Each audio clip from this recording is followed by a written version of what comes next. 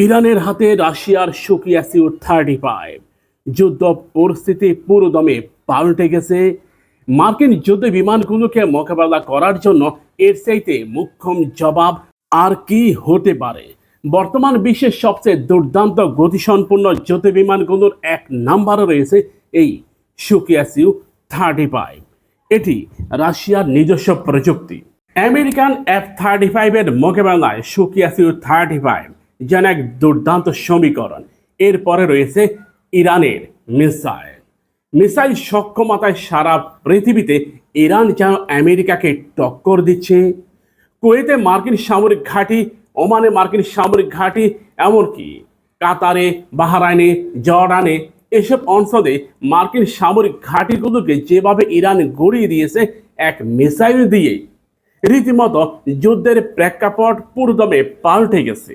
হিসাবের অঙ্ক আমেরিকাকে যে আবার করতে হবে। সামরিক র্যাঙ্কিংয়ে আমেরিকার অবস্থান 1 নম্বরে, অপরদিকে ইরানের অবস্থান 16তম।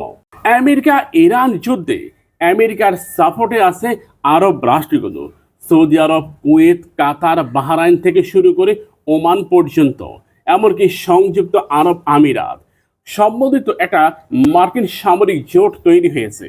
প্রত্যক্ষ পরোক্ষভাবে তারা ইরানের বিরুদ্ধে সর্বাত্মক যুদ্ধ করতেছে, কিন্তু ইরান এককভাবে লড়াই করতেছে।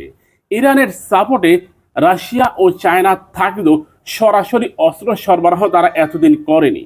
কিন্তু ইরানের কাছে যখন তারা সুকিয়া Su-35 এর মতো বিশ্বের টপ লেভেলের যুদ্ধ বিমান তুলে দিয়েছে, তখন যুদ্ধের প্রেক্ষাপট আমূল পরিবর্তন হয়ে গেছে।